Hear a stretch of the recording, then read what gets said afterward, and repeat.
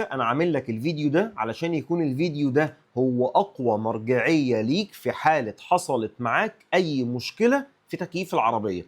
واللي لازم تكون انت حضرتك فاهمه ان كل مشاكل تكييف العربية سببها 4 اجزاء مالهمش خامس: كومبريسور، سربنتينة خارجية، سربنتينة داخلية، والاكسبانشن فالف. طبعا ناهيك عن انك لازم تكون متاكد طبعا من كميه الفريون او كميه غاز الفريون اللي موجوده عندك في دوره التكييف. طيب ندخل بقى في الشرح على طول عشان ما اطولش بس عليك. اول حاجه بقى هنبدا بيها وهو الكمبريسور. ازاي اعرف ان الكمبريسور عندي هو اللي فيه المشكله؟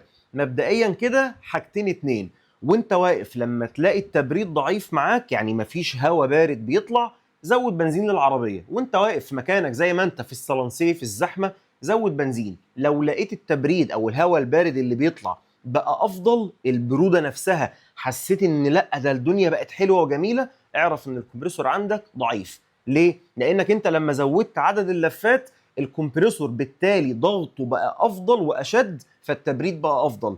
وكذلك الحال لما تطلع تمشي بالعربيه على سرعات عاليه او تجري بالعربيه وتلاقي التبريد بقى افضل معاك او اصبح اشد معاك، اعرف برضو ان الكمبريسور عندك كده ميت ولازم يتغير. ما تصينوش، شيل وحط واحد جديد وانتهينا على كده، او استيراد ايا كان حسب المتوفر لعربيتك. طيب ندخل بقى في الجزء الثاني من اجزاء دوره التكييف وهي السربنتينه الخارجيه. اعرف منين انه السربنتينه الخارجيه عندي هي اللي فيها المشكله؟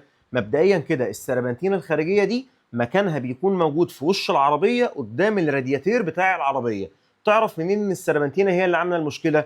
السربنتينه بشكل عام ما بيحصلش فيها مشاكل غير اتساخ او انسداد، وده الفني بيعرفه لما بيجي يقيس ماسوره الضغط العالي، بيقيس الكبس بتاعها، بيلاقي الضغط بتاعها شديد جدا جدا جدا. ليه؟ بسبب انه الفريون اللي خارج من الكمبريسور بتاع العربيه خرج للسربنتينه وما بيتبردش بشكل كافي او بشكل كامل، فبالتالي ماسوره الضغط العالي بيكون الضغط فيها زياده جدا جدا جدا. واصلا لو انت جيت قربت ايدك بس من ماسوره الضغط العالي اللي هي اصلا بطبيعه الحال بتكون سخنه، لا ده انت بتلاقيها مولعه نار، كانك قربت ايدك من جمره نار. كمان من العلامات المميزه او المشهوره انك هتلاقي السربنتينه جزء منها بارد والجزء التاني سخن. كده تعرف ان السربنتينه عندك فيها سدد او فيها اتساخ ايا كان. وفي الحاله دي قبل ما تغير السربنتينه جرب انك تغسلها بمسدس ميه او بكاتشر ميه. اغسلها الاول ونزل الاتربه والاتساخات من عليها، وجرب تبريد العربيه هيكون عامل ازاي معاك. ولازم تكون فاهم انه السربنتينه عكس الكمبريسور.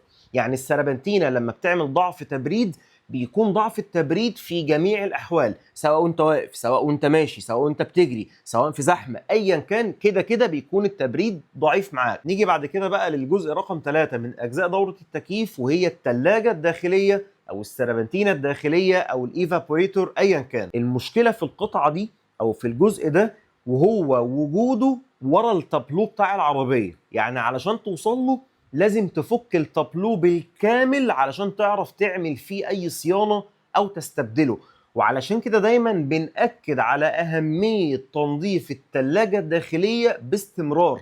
كل موسم لازم حضرتك تهتم بتنظيف التلاجة الداخلية. طيب تعرف منين بقى انه العيب عندك او المشكلة عندك سببها التلاجة الداخلية؟ حضرتك هتلاقي انه كمية الهواء اللي بتخرج من فتحات التكييف قدامك، الكمية نفسها مش متناسبة مع سرعة المروحة.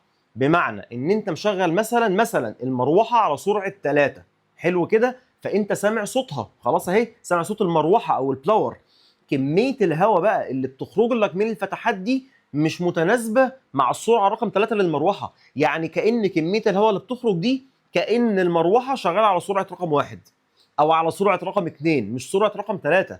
فهنا تفهم او تعرف ان التلاجة عندك فيها انسداد او فيها اتساخ. كمان من الحاجات اللي تبين لك انه التلاجة هي اللي عامله لك المشكله انك هتلاقي ريحه مش حلوه او ريحه سيئه جدا او ريحه عفونه خارجه مع هواء التكييف. ده غير انك كمان هتلاقي التكييف في اول ما هتشغله اول نص ساعه اول ساعه هتلاقي التبريد زي الفل 100 100. بعد نص ساعه ساعه تلاقي التبريد بدأ ينخفض بالتدريج لحد ما تقريبا الهواء اللي خارج مجرد هواء عادي، مفيش اي تبريد من اي نوع.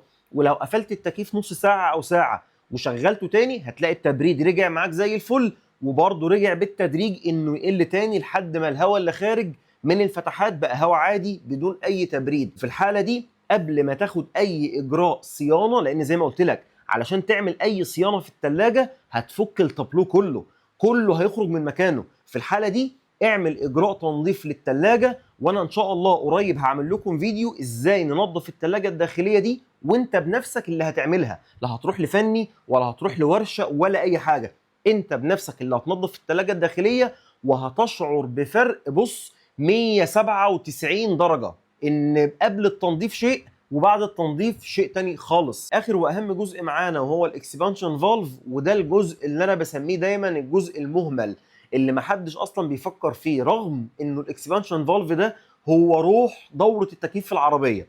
طيب الاكسبانشن فالف ده اعطاله بتتمثل في انه يا اما يكون مسدود يا اما يكون مفتوح قوي. طيب بتعرفوا ازاي انه العيب فيه؟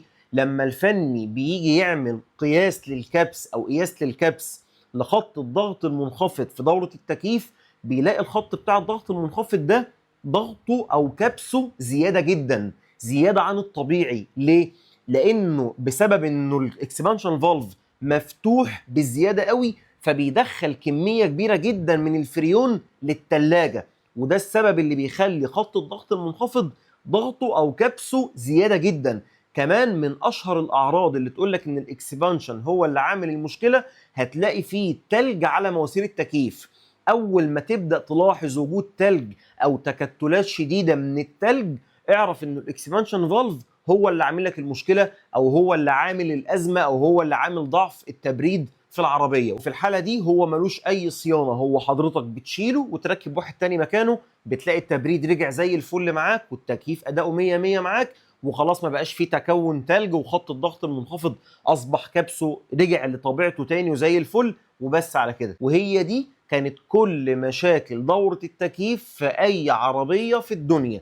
كده الفيديو ده بعون الله هيكون مرجعية كويسة جدا ليك، سواء زي ما قلت لك كان في مشكلة معاك حاليا او حصلت اي مشكلة تانية معاك لا قدر الله قدام. وبس على كده، ده كان الفيديو، اتمنى يكون كان فيديو موفق واستفدتم منه، ويا رب ما اكونش طولت عليكم. اشوفكم دايما كل خير، سلام عليكم.